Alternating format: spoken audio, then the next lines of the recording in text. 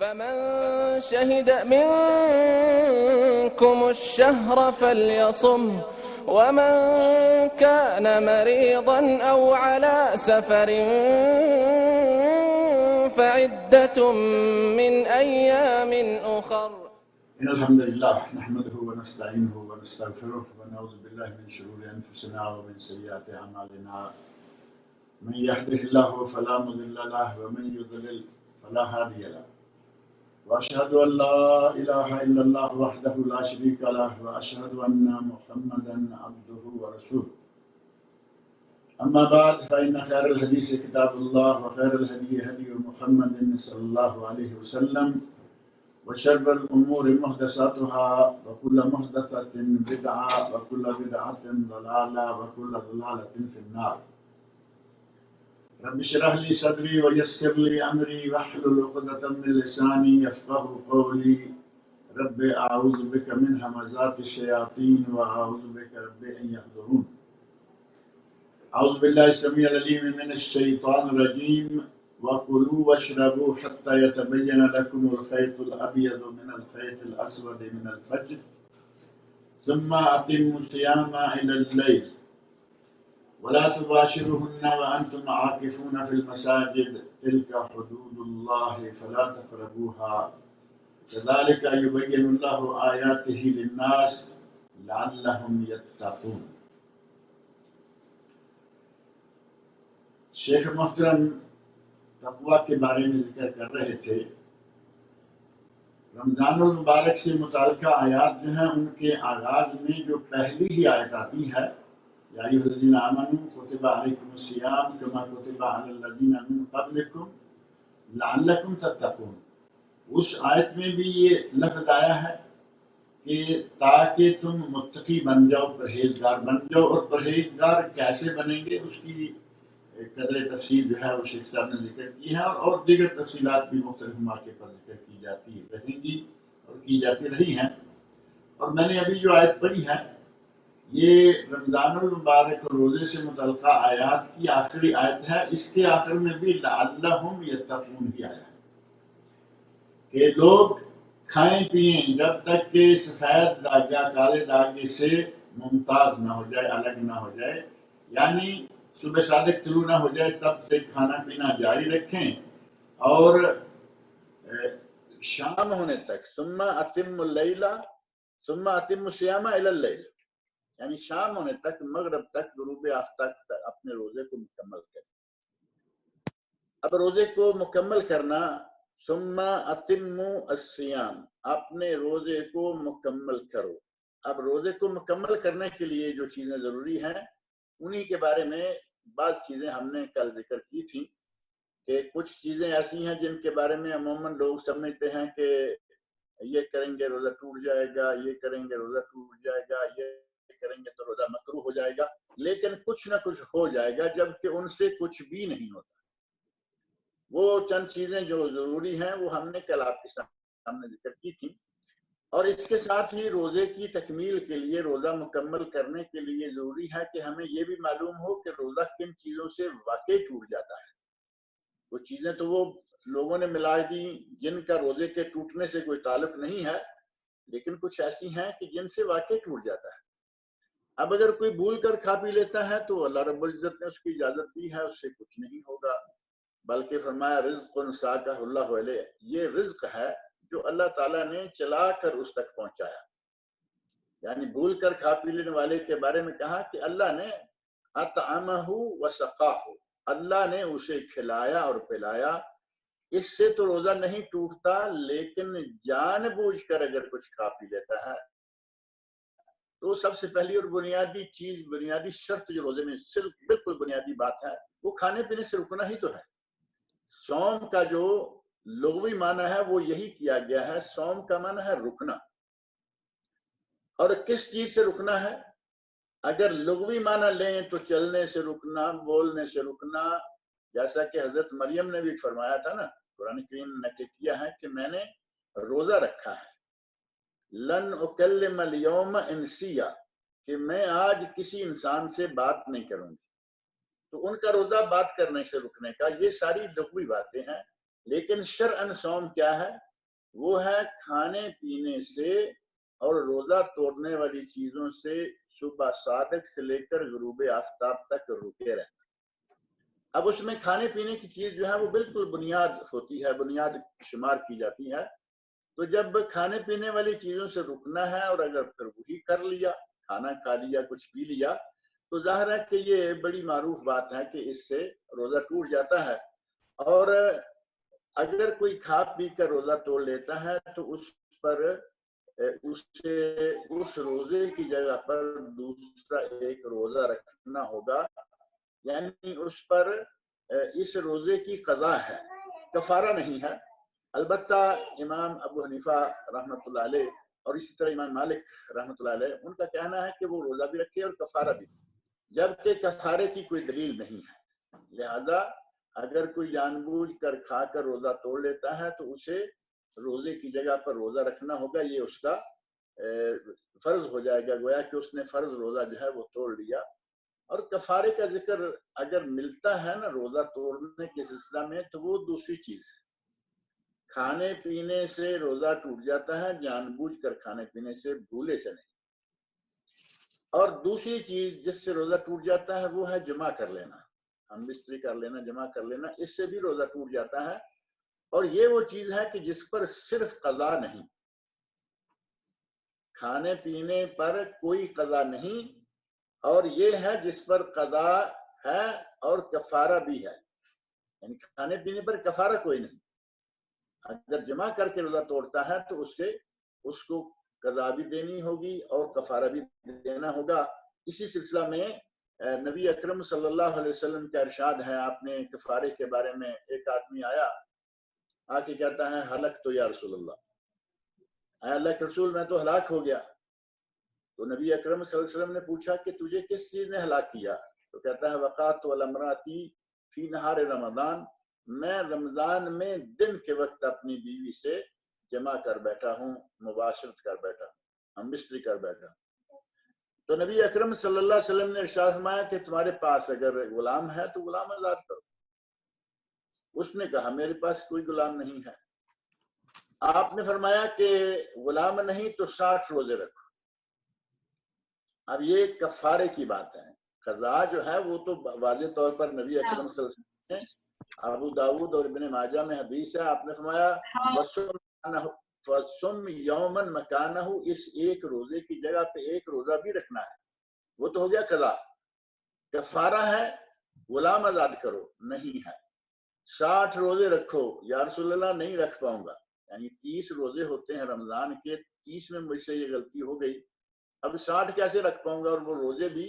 مسلسل ہیں، 2 مہینے کے مسلسل روزے۔ تو کہا کہ یا رسول اللہ مجھ سے نہیں ہو پائے گا۔ آپ نے فرمایا 60 مسکینوں کو کھانا کھلاؤ۔ اب 60 مسکینوں کو کھانا کھلانے کی باری آئی تو کہتا ہے کہ میرے پاس تو کوئی چیز ایسی نہیں ہے کہ میں کھانا کھلا سکوں۔ بات ختم ہو گئی، بیٹھ گیا، نبی اکرم صلی اللہ علیہ وسلم کی مجلس میں بیٹھا تھا، اتنے میں کوئی خشک کھجوروں کا یا چھوارے کہہ لیں ان کا ٹوکرا یا بوری آئی۔ تو نبی اکرم صلی اللہ علیہ وسلم نے پوچھا کہ وہ سائل کہاں ہے؟ وہ سائل چونکہ مجلس میں موجود تھا، فوراً اس نے کہا کہ یا رسول اللہ میں یہ ہوں۔ آپ نے فرمایا کہ یہ کھجوریں لے جاؤ اور مدینہ منورہ کے 60 مسکینوں میں تقسیم کر دو۔ اب وہ صحابی کہتے ہیں کہ یا رسول اللہ مدینہ منورہ میں مجھ سے بڑا مسکین کوئی ہے ہی نہیں، مجھ سے بڑا مسکین مدینہ میں کون ہے جس کو میں جا کے دوں؟ تو نبی اکرم صلی اللہ علیہ وسلم نے مسکراتے ہوئے فرمایا کہ جاؤ جا کے اپنے بچوں کو کھلا لو، تمہارا کفارہ بھی ہو جائے گا اور تمہارے بچوں کا گزارا بھی ہو جائے گا۔ تو اگر کوئی جمع کر بیٹھے تو اس کا یہ کفارہ بھی ہے، اور ابو داؤد ابن ماجہ کی حدیث کے مطابق اسے ایک دن کا روزہ بھی رکھنا ہوگا۔ اور تیسری چیز جس سے روزہ ٹوٹ جاتا ہے، کل اس کے بارے میں ہم نے ذکر کیا تھا کہ اگر کسی کو غیر ارادی طور پر رات کھانا کھایا ہے، سحری کے وقت کھانا کھایا، دوپہر میں یا کسی بھی وقت کوئی گندی چیز دیکھ لی جو اس کے طبیعت پہ گراں گزری اور اس کو قے آ گئی، خود قے آ جائے، تو اس کا روزہ نہیں ٹوٹے گا۔ من ذرعہ القے، نبی اکرم صلی اللہ علیہ وسلم نے یہاں فرمایا کہ اگر کسی کو خود بخود کہا جائے تو اس پہ کوئی قضا نہیں ہے، اس کا روزہ نہیں ٹوٹے گا، اس کا روزہ صحیح ہے. لیکن دوسرے کے لیے فرمایا وَمَنِ اسْتَقَاءَ، جو جان بوجھ کر کیا کرے. کل میں ذکر کر رہا تھا کہ زیادہ کھا لیا، تکلیف ہوگی پیٹ میں، اب اس نے گلے میں انگلی ڈال کے کھانا نکالا، تو وہ جان بوجھ کے کیا کر رہا ہے، اس کا روزہ ٹوٹ جائے گا. اس کو اس روزے کی جگہ پہ بعد میں ایک روزہ بھی رکھنا ہوگا. اور ایک چیز ہے جس سے روزہ ٹوٹ جاتا ہے، وہ ہے عورت کو حیض کا خون شروع ہو جائے یا نفاس کا سلسلہ شروع ہو جائے. اور یہ کوئی ضروری نہیں ہے کہ پہلے پہر خون شروع ہوا، دوپہر کے وقت خون شروع ہوا، سپہر کو شروع ہوا، بلکہ اگر سورج کے 5-10 منٹ ہوتے ہوئے شام کے وقت جا کے بھی شروع ہوا تو روزہ ٹوٹ گیا. اب یہ بات بعض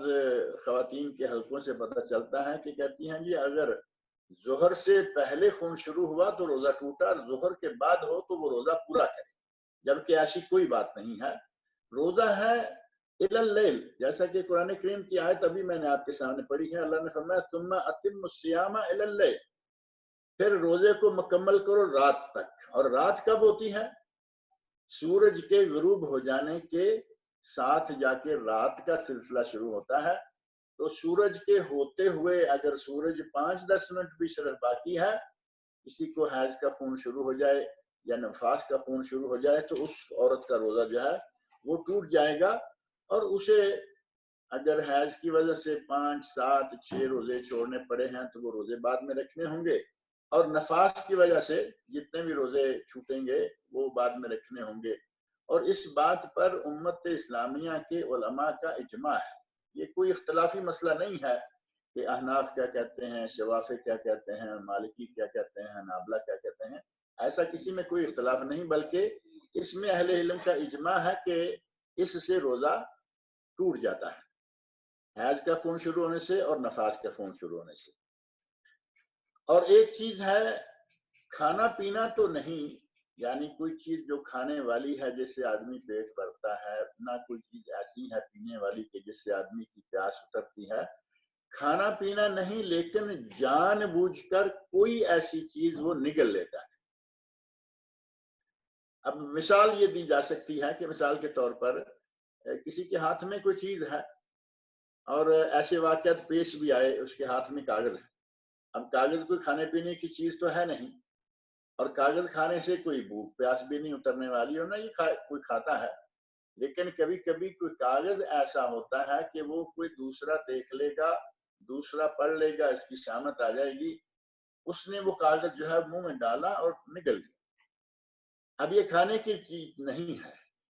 کھانے پینے کی چیزوں میں اس کا شمار نہیں ہوتا، لیکن اس سے روزہ جو ہے وہ ٹوٹ جائے گا.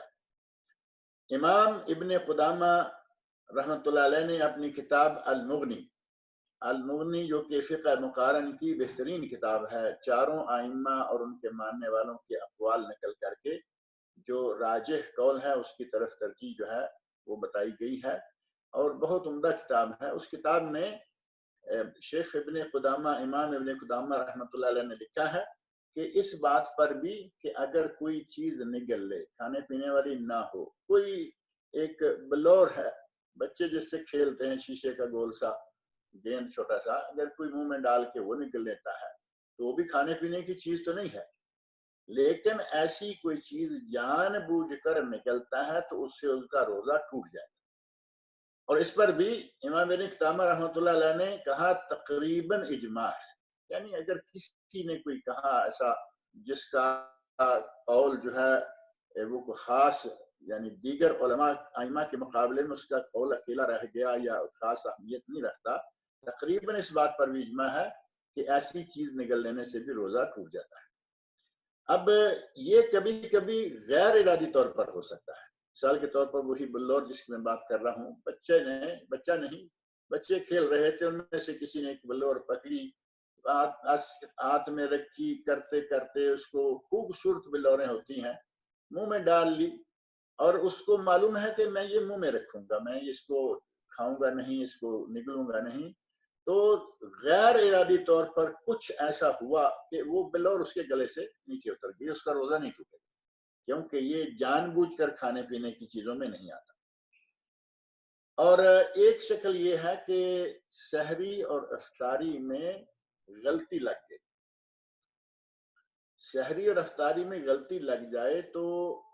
اس سے بھی روزے کے ٹوٹنے کے بارے میں اقوال ملتے ہیں، اور ایسا ہوا نبی اکرم صلی اللہ علیہ وسلم کے عہد مبارک میں ہوا۔ صحیح بخاری شریف میں حدیث موجود ہے کہ نبی صلی اللہ علیہ وسلم کے عہد مبارک میں روزہ افطار کیا گیا اور اس کے بعد سورج نکل آیا، اور ایسا ہی واقعہ حضرت عمر فاروق کے زمانے میں بھی پیش آیا، روزہ افطار کر لیا گیا، بعد میں صاف سورج نکل آیا، یعنی بادلوں کے گھنے گہرے بادلوں کے پیچھے سورج چھپا ہوا تھا، سمجھا گیا کہ سورج غروب ہو گیا ہے، روزہ افطار کیا تو بعد میں پتہ چلا کہ ابھی تو دن باقی ہے۔ تو ایسی شکل میں بعض علماء نے کہا کہ اس سے روزہ ٹوٹ جائے گا، لیکن شیخ الاسلام امام ابن تیمیہ رحمۃ اللہ علیہ نے کہا ہے کہ اگر نبی اکرم صلی اللہ علیہ وسلم کے عہد مبارک میں روزے کو ٹوٹا ہوا مانا جاتا تو نبی صلی اللہ علیہ وسلم بتاتے کہ روزہ رکھنا ہے، اس کی جگہ روزہ اس کی جگہ رکھنا ہے۔ اور یہ واقعہ نقل کرنے والے بے شمار علماء موجود ہیں، بے شمار صحابہ، تابعین، تبع تابعین، ائمہ، علماء اس واقعہ کو نقل کرتے ہیں۔ صحیح بخاری شریف میں واقعہ موجود ہے کہ نبی صلی اللہ علیہ وسلم کے عہد مبارک میں ایسا ہوا، لیکن کسی صحابی نے یہ بات نقل نہیں کی کہ نبی صلی اللہ علیہ وسلم نے یہ حکم دیا ہو کہ تم نے اس کی جگہ پہ ایک روزہ اور رکھنا ہے۔ اس لیے اہل علم میں سے بعض نے کہا کہ روزہ ٹوٹ جاتا ہے، جبکہ بعض نے اس حدیث اور اس واقعہ میں نبی صلی اللہ علیہ وسلم کے روزہ نہ رکھنے، قضا نہ کرنے کا حکم دینے کے سلسلہ میں کہ آپ نے ایسا حکم نہیں دیا، اس سے یہ اخذ کیا کہ اس سے روزہ نہیں ٹوٹتا۔ حضرت عمر فاروق رضی اللہ عنہ، ان کے زمانے میں جب ایسا ہوا تو حضرت عمر فاروق رضی اللہ عنہ فرماتے ہیں واللہ، اللہ کی قسم، ما تجانسنا لإثم، ہم نے کوئی گناہ کا ارادہ تو نہیں کیا۔ لوگوں نے کہا کہ امیر المومنین ہم بعد میں روزہ رکھ لیں، یعنی اس روزے کی قضا کر لیں کہ روزہ کھول لیا، افطار کر لیا، بعد میں سورج نکل آیا۔ انہوں نے کہا واللہ ما تجانسنا لإثم، ہمیں اللہ کی قسم ہے ہم نے کوئی گناہ کی نیت سے ایسا نہیں کیا، ہمارا ایسا کوئی ارادہ نہیں تھا، ہمیں لگا اور سب لوگوں کو لگا کہ سورج غروب ہو گیا ہے، ہم نے روزہ افطار کر لیا، بعد میں سورج نکل آیا، اس میں ہمارا کیا قصور ہے۔ اور یہاں جو لوگ کہتے ہیں کہ اس سے روزہ نہیں ٹوٹتا، ان کے نزدیک یہ بھی بات ہے کہ سنن ابن ماجہ میں ایک حدیث ہے جس میں نبی صلی اللہ علیہ وسلم ارشاد فرماتے ہیں ان اللہ تعالی وضع عن امتی الخطا، وضع عن امتی الخطا والنسیان وما استکرہوا علیہ، اللہ نے میری امت سے خطا اور بھول چوک اور جس پر وہ مجبور کیے جائیں ان کو اٹھا دیا ہے، یعنی ان کا گناہ نہیں ہوگا۔ بھول چوک سے کچھ ہو گیا، غلطی سے ہو گیا، یا کسی کو مجبوراً کسی بات کرنے کا کہا گیا، جیسے گن پوائنٹ پہ اگر کوئی کہے کہ تم کہو کہ میں کافر ہوں، تم کہو کہ میں ہندو ہوں، تم یہ کہو تم وہ کہو،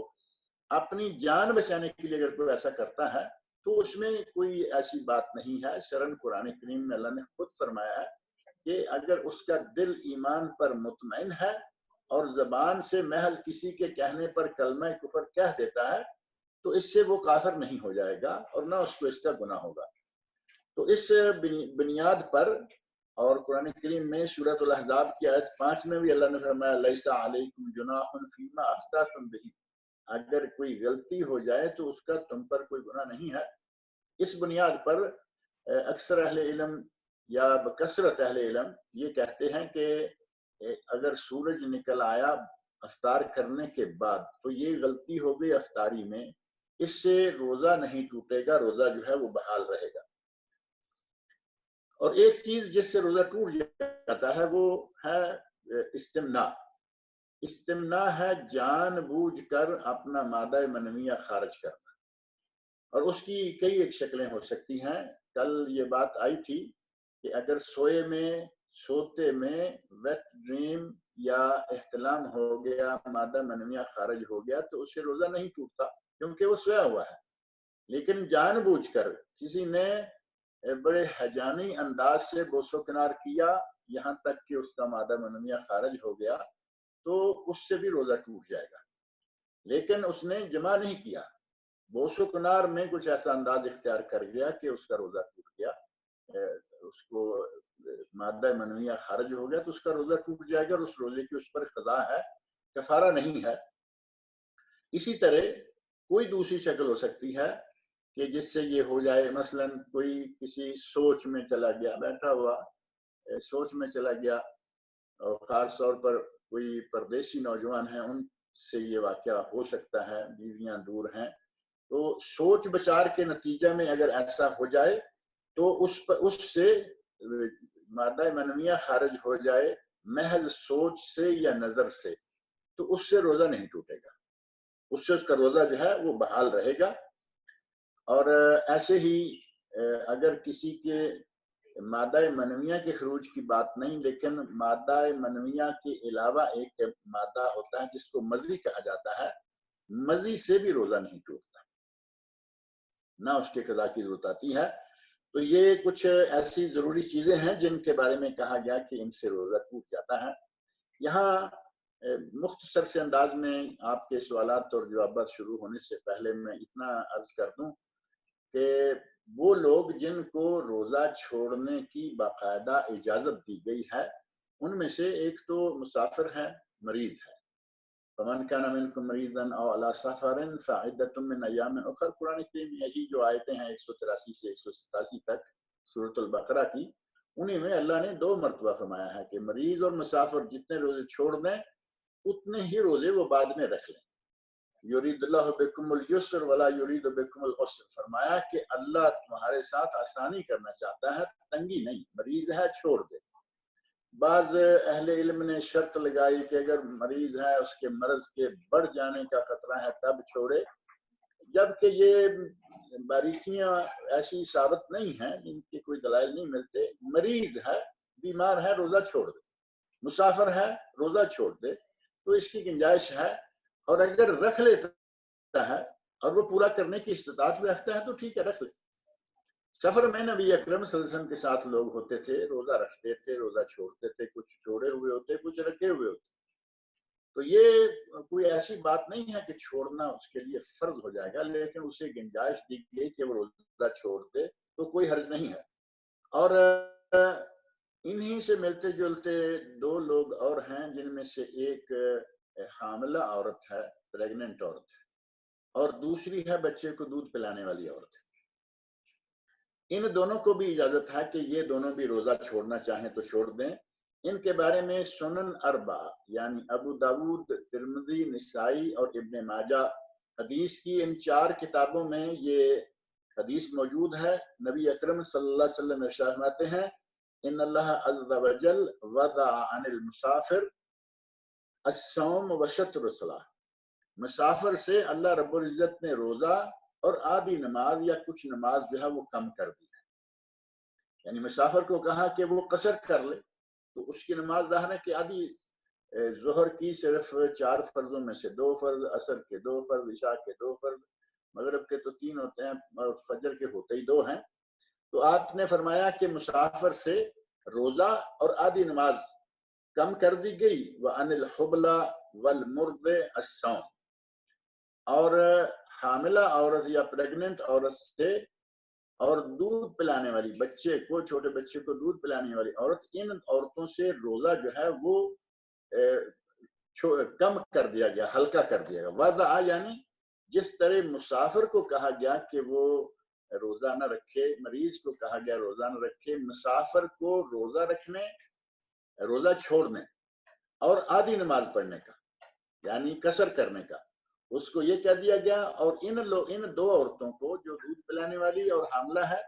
ان کو کہا گیا کہ یہ روزہ اپنا جو ہے وہ چھوڑ دیں. نمازیں یہ پڑھیں گی، یہ نہیں ہے کہ میں بچے کو دودھ پلاتی ہوں تو نماز نہیں پڑھوں گی،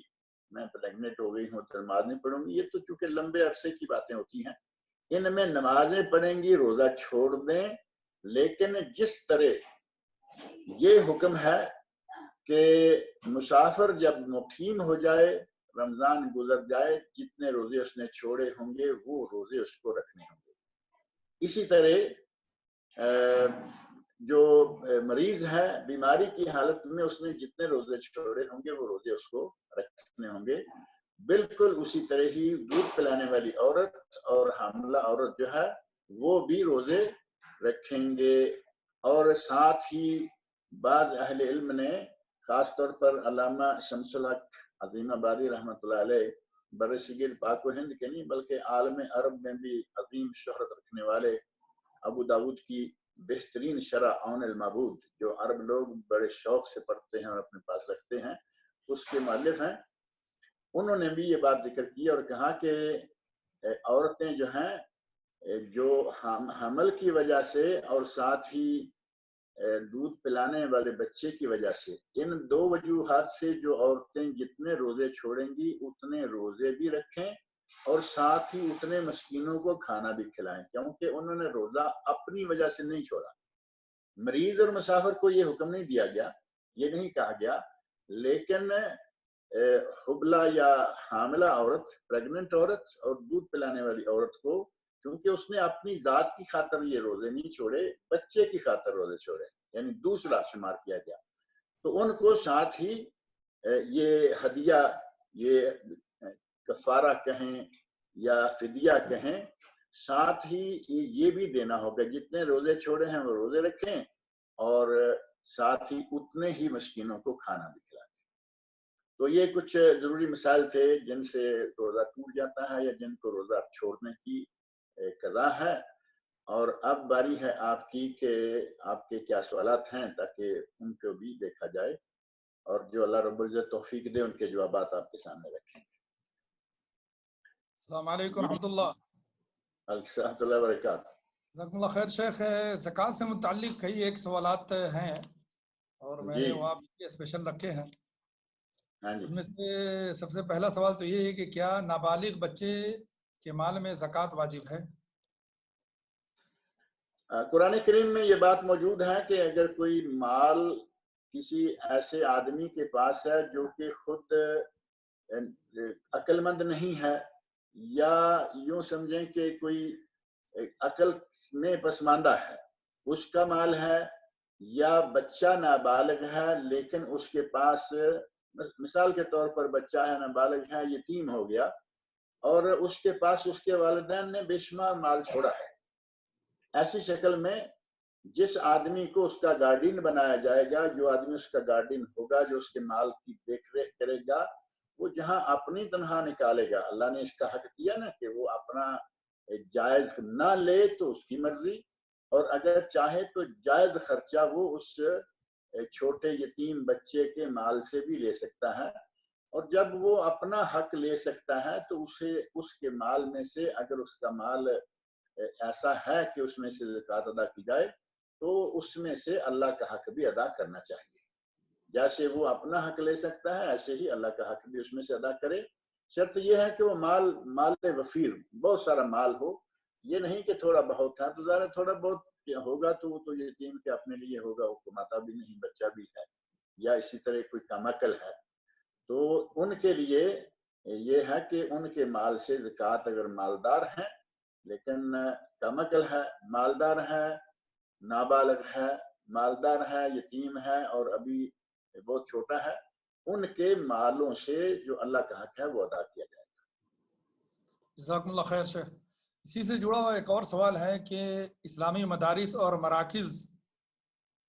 کو ہم زکوٰۃ کی رقم دے سکتے ہیں؟ جہاں تک اسلامی مدارس اور مراکز کا تعلق ہے تو زکوٰۃ کے جو 8 مصارف اللہ رب العزت نے سورۃ توبہ میں گنوائے ہیں, ان 8 مصارف میں سے سورۃ توبہ کی آیت نمبر 60 ہے, اس میں اللہ رب العزت فرمایا انما الصدقات للفقراء والمساکین, جہاں یہ گننا شروع کیے ہیں ان میں وفی سبیل اللہ کا ایک مصرف ہے, اور اللہ کی راہ میں, اور اللہ کی راہ میں جو مصرف ہے اس میں اہل علم میں سے کثرت علماء نے یہ لکھا کہ اس سے مراد جہاد ہے, جہاد فی سبیل اللہ, اور اس میں کوئی شک نہیں کہ اس سے مراد جہاد فی سبیل اللہ ہے, اور ساتھ ہی اس کے ساتھ ہی یہ بھی شامل ہے کہ ہر وہ کام جو فی سبیل اللہ ہو اس میں یہ پیسہ جو ہے وہ خرچ کیا جا سکتا ہے، زکوٰۃ کا پیسہ، سوائے مسجد کے۔ مسجد میں جو کام ہوتے ہیں یا مسجد کو بنانا ہے وہ بھی تو فی سبیل اللہ ہے، لیکن مسجد چونکہ اللہ کا گھر ہے، مسجد اللہ کا گھر ہے، اس پہ زکوٰۃ نہیں لگتی، اس میں اپنا ذاتی مال جو ہے وہ خرچ کرنا ضروری ہے۔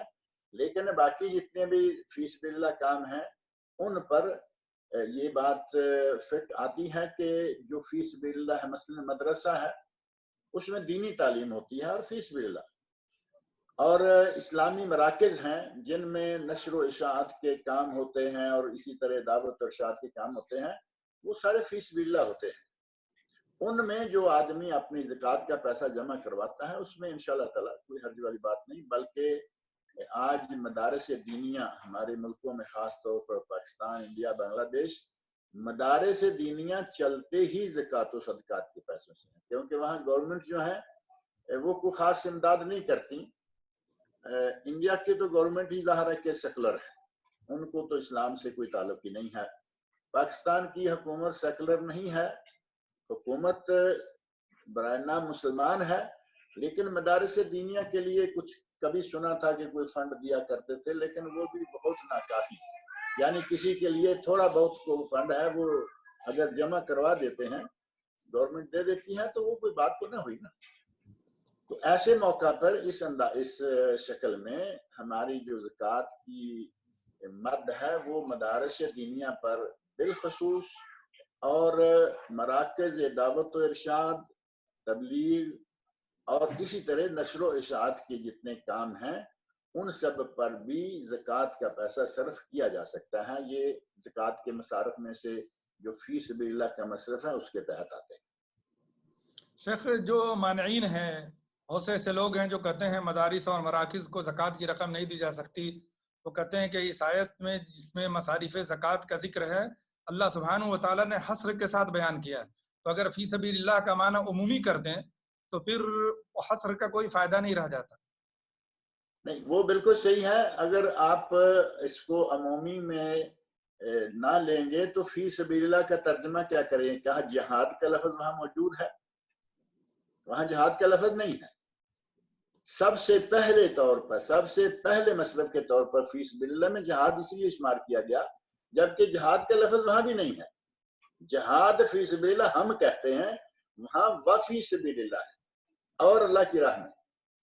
تو اسی بنیاد پر وہ جو مانعین ہیں ان کا کہنا ٹھیک ہے کہ انما الصدقات حصر کے ساتھ ہے، تو اس میں فی سبیل اللہ جو حصر ہے اس فی سبیل اللہ والے حصر میں فی سبیل اللہ میں جو فی سبیل اللہ کام ہیں وہ شامل کیے جاتے ہیں۔ اس میں کوئی شک نہیں ہے کہ بعض علماء جو ہیں وہ اس کو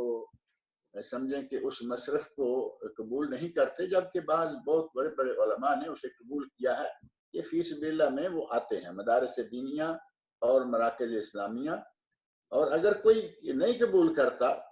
مثال کے طور پر علماء میں سے کسی کا مدرسہ ہے وہ زکوٰۃ قبول نہیں کرتا کہ بھائی یہ اس میں نہیں آتا، اور کوئی مرکز دعوت ارشاد کے نام سے، دعوت و تبلیغ کے نام سے کوئی ادارہ چلا رہا ہے، وہ زکوٰۃ قبول نہیں کرتا، ٹھیک ہے، اچھی بات ہے، وہ اپنے دیگر ذرائع سے اپنے مرکز کو چلائے، کوئی حرج والی بات نہیں۔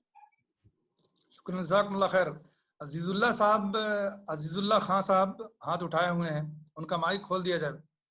مجھے تو کوئی بھی نظر نہیں آ رہا، ہمارے سامنے بھی آپ ان کی کھڑکیاں کھول دیں تاکہ پتہ چلے کون ہے کیا ہے۔ اصل میں آواز بند ہو جاتی ہے تو اس لیے عبد المحسن صاحب یہ کچھ کر سکتے ہیں کہ جو آدمی سوال کرتا ہے کم از کم شیخ صاحب کو بھی میں نہیں دیکھ پایا سوال کے دوران، بات کے دوران۔ جی عزیز اللہ خان صاحب فرمائیں۔ السلام علیکم وبرکاتہ۔ وعلیکم السلام ورحمۃ اللہ وبرکاتہ۔ عزیز اللہ خان صاحب فرمائیے۔ جی میں ایک سوال کرنا چاہ رہا تھا کہ جیسے خاتون اگر کسی کے باقی روزے ہیں تو وہ اس کا فدیہ دے سکتے ہیں ایک ساتھ؟ پچھلے جو روزے گزر چکے ہیں، روزے جن کے 5 سال 10 سال اندازہ کر کے اس کا فدیہ دے دے کہ روزے تو رکھ رہی ہیں لیکن وہ کہتی کہ پتہ نہیں زندگی کا پتہ نہیں، لیکن یہ کہ اگر روزے بھی رکھ لیں ساتھ فدیہ دے دیں 5 سال کا 10 سال کا، اور جتنی بھی زندگی ہے روزے رکھتی رہیں، تو اس کا کوئی ایسا ہے؟ یعنی یہ کوئی بڑی عمر کی خاتون ہے جن کی آپ بات کر رہے ہیں؟ جی جی بڑی عمر کی اگر وہ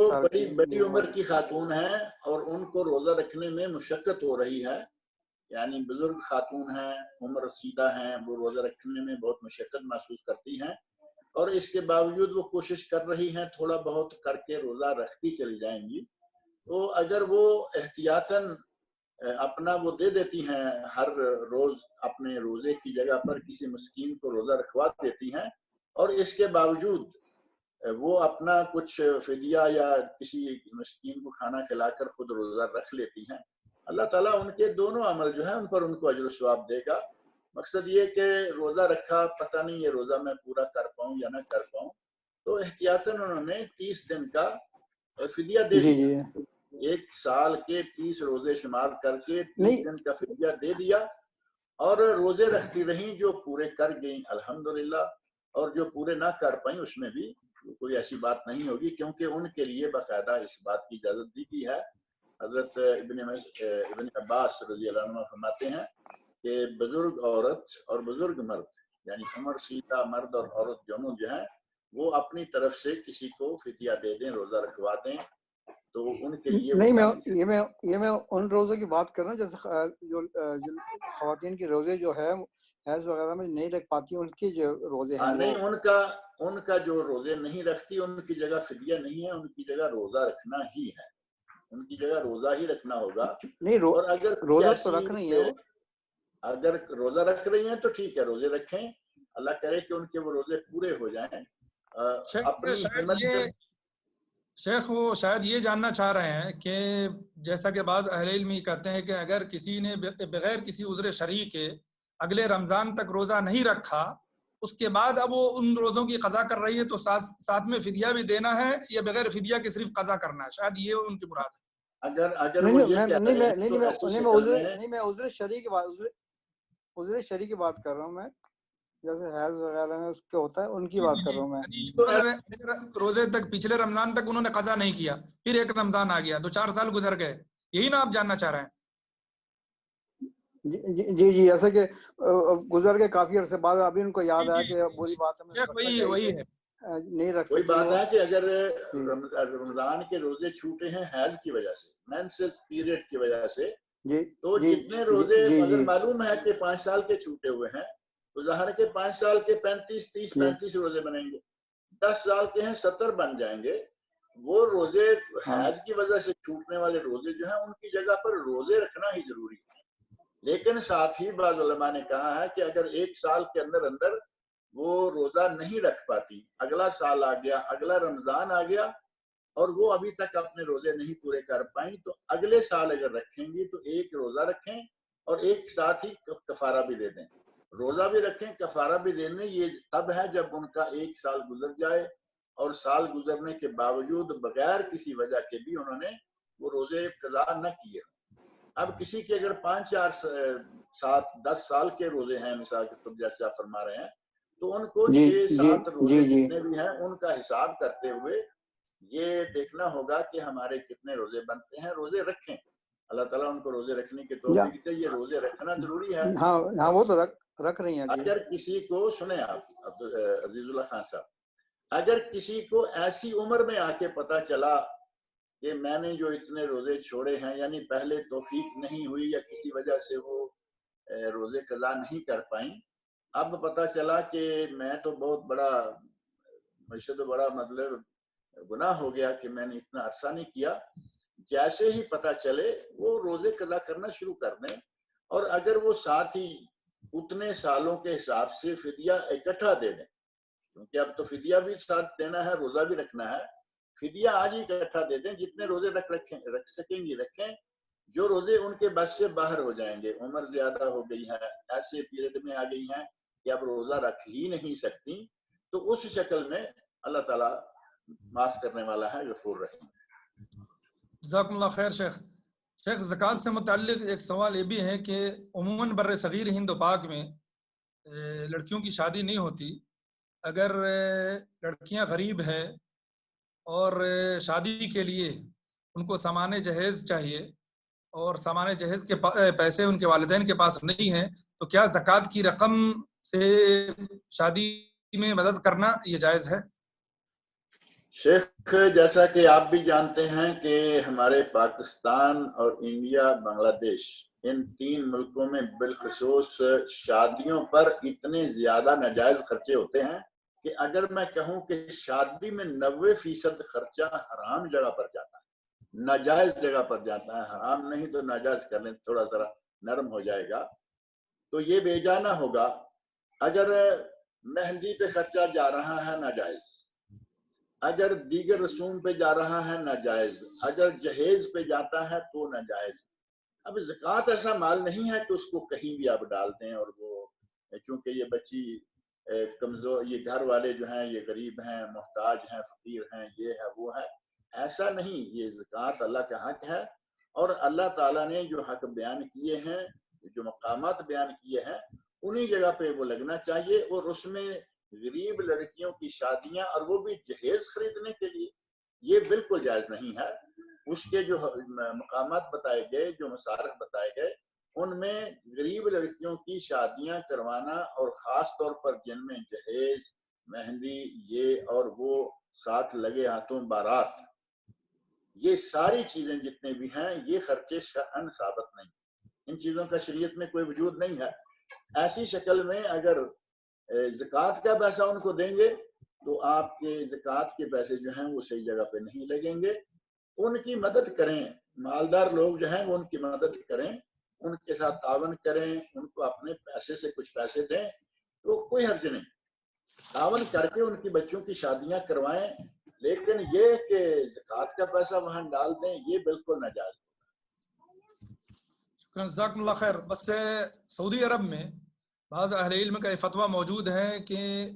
جس لڑکے کے پاس مہر کے پیسے نہیں ہو، زکوٰۃ کی رقم سے ان کی مدد کی جا سکتی ہے۔ تو جب لڑکی کی مدد ہو سکتی ہے زکوٰۃ کی رقم سے، تو بر صغیر ہند و پاک میں لڑکیوں کو دینا پڑتا ہے، تو کیا ان کی مدد کیوں نہیں ہوگی؟ اس کی وجہ شیخ یہ ہے کہ جو لڑکے کی مدد کرنے کے لیے کہا گیا ہے وہ لڑکے کا حق مہر ہے، اور حق مہر شرعاً ثابت ہے۔ یہاں جو فرق ہے نا، فرق یہ ہے کہ بارات ثابت نہیں، جہیز ثابت نہیں، مہندی ثابت نہیں، ان کاموں پہ زکوٰۃ کا پیسہ لگانا بالکل ناجائز ہوگا۔ وہ ہمارا علاقہ ہو یا کسی تیسرے ملک کی بات ہو، جہاں تک تعلق ہے لڑکے کی مدد کرنے کا، تو اس شکل میں چونکہ وہ حق مہر کے لیے پیسے لیتا ہے آپ سے، حق مہر کے لیے پیسے لینے کی شکل میں وہ جائز ہے۔ حق مہر دینا، چونکہ یہاں مطالبہ بھی ہوتا ہے، ہمارے ملکوں میں حق مہر کا مطالبہ تو نہیں ہوتا، جہیز کا ہوتا ہے۔ تو بہرحال جو بھی شکل ہے، یہاں کی بات جو ہے وہ حق مہر کے لیے زکوٰۃ کا پیسہ دینا جائز ہے، کیونکہ یہ ایک جائز مصرف ہے۔ اس کے الٹ جہیز جو ہے وہ جائز مصرف نہیں ہے۔ یہ فرق ہے دونوں علاقوں میں۔ اس لیے میں کہہ رہا ہوں کہ زکوٰۃ کا پیسہ نہ دیا جائے، وہاں اپنے ذات جو جیب خاص کہا جاتا ہے، جیب خاص سے وہاں پیسے دے کر تعاون کیا جائے۔ اللہ تعالیٰ نے شیخ قرآن کریم میں زکوٰۃ کا ذکر کیا ہے ایک جگہ جی، اور انفاق فی سبیل اللہ کا جگہ جگہ ذکر کیا ہے۔ ہم لوگوں نے اصل میں یہ سمجھ رکھا ہے کہ سال میں 2.5% پیسے کا نکال لیا، اب پورے سال میں جو کام ہوگا ہم اسی سے کریں، جبکہ اللہ رب العزت نے مال دیا تو اس میں حق للسائل والمحروم فرمایا کہ سائل کا اس میں حق ہے، محروم کا اس میں حق ہے۔ زکوٰۃ کے پیسے سے دو، زکوٰۃ کے پیسے ختم ہوئے تو کیا اب کسی کو دینے کا باقی ہمارے پاس پیسہ نہیں رہا؟ ہمیں چاہیے کہ باقی جتنے بھی معاملات ہیں ان معاملات کو بھی اپنے پیسے سے جتنا ہو سکے۔ یہی بات اب قریب سوشل میڈیا کے ذریعے اٹھا رہے ہیں کہ جب انفاق کے ذریعے، انفاق فی سبیل اللہ ہی سے مدرسے کو کیوں نہ چلایا جائے، زکوٰۃ کی رقم آپ انہیں دلوا دیتے ہیں اور سماج اور معاشرے کے جو اصل حقدار ہے فقراء اور مساکین، ان کی ضروریات رہ جاتی ہیں، انہیں بھیک مانگنا پڑتا ہے۔ نہیں، فقراء مساکین کے لیے تو اللہ رب العزت نے سب سے پہلا حق دیا ہے۔ یہ میڈیا والے جو کچھ آج کل کر رہے ہیں وہ آپ جانتے ہیں، میں بھی جانتا ہوں۔ جہاں تک تعلق ہے فقراء مساکین کا، تو اللہ رب العزت نے سب سے پہلے فقراء مساکین کا نام دیا ہے، سب سے پہلے آغاز انما الصدقات للفقراء والمساکین۔ آغاز ان سے کیا ہے، اور آغاز ان سے کرنے کا معنی یہ ہے کہ آپ کے محلے میں دائیں بائیں فقراء موجود ہیں، مساکین موجود ہیں، آپ سب سے پہلے ان کو دیجیے، اور اس کے بعد آپ کو معلوم ہے کہ ہمارے فقراء مساکین کے لیے اتنا کافی ہے، اور ساتھ ہی آپ کے مدرسہ بھی ہے، اس میں بھی دے دیجیے۔ اب میڈیا والے تو مدارس دینیہ کے لیے جو کچھ کر رہے ہیں، جو کچھ میڈیا کی خدمات نظر آتی ہیں، وہ کسی سے پوشیدہ نہیں ہے۔ ابھی حکومتیں ہماری جو ہیں وہ مدارس دینیہ کے لیے نہیں کرتی، تو ظاہر ہے کہ عوام کو کرنا ہوگا۔ اب پیسہ مدارس دینیہ میں نہ دیں گے، وہ مدارس دینیہ بند ہو جائیں گے، فقراء مساکین کو دیتے رہیں گے، وہ بہت بڑا نقصان ہو جائے گا۔ دعوت و ارشاد کے لیے اللہ رب العزت نے جو اپنے انبیاء کے ورثاء بنوانے ہیں، وہ آپ نے سورس ہی بند کروا دیا، تو پھر کل دعوت کا کام کون کرے گا؟ فقراء مساکین کو ضرور دیجیے، پہلے نمبر پر دیجیے، لیکن جو باقی ہے وہ مدارس دینیہ کو دیجیے۔ شیخ یہ کچھ سوالات لوگوں نے بھیجے ہیں، پہلے انہیں دیکھ لیتے ہیں۔ ایک صاحب نے یہ سوال بھیجا ہے، کیا مقتدی کو امام کے پیچھے سورہ فاتحہ اور دعائیں پڑھتے وقت زبان کو حرکت دینا چاہیے یا حرکت دینا ضروری ہے؟ مقتدی کو امام کے پیچھے جو بھی کرنا ہے، اگر وہ زبان سے حرکت نہیں دے گا تو وہ شمار ہی نہیں ہوگا۔ اگر اس نے مثال کے طور پر نماز پڑھی ساری، آپ اس میں سے ایک چھوٹا سا حصہ وقتی طور پر ایک سائیڈ میں کر دیں جو سورہ فاتحہ والا، اس میں چونکہ بہت اختلاف اور بہت طول طویل بحثیں موجود ہیں، آپ اس کو چھوڑ دیجئے۔ آگے کا حصہ جو ہے جس میں کوئی اختلاف نہیں ہے،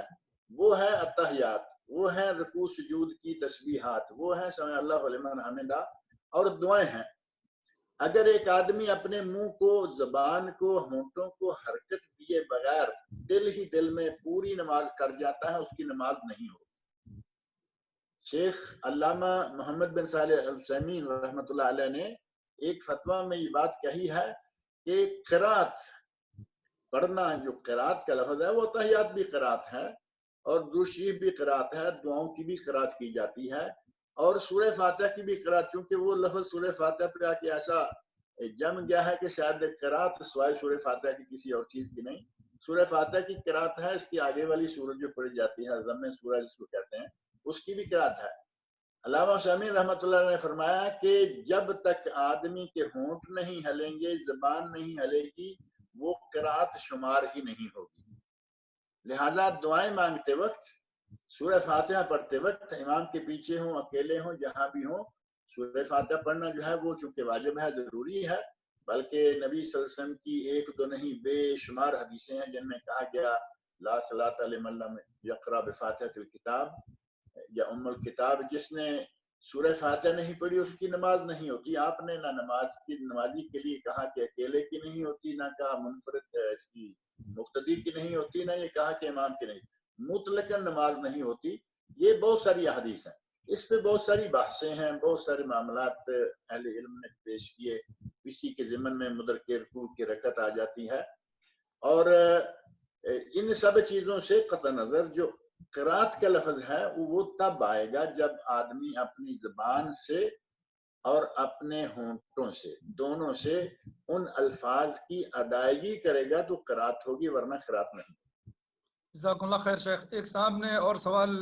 بھیجا ہے، کیا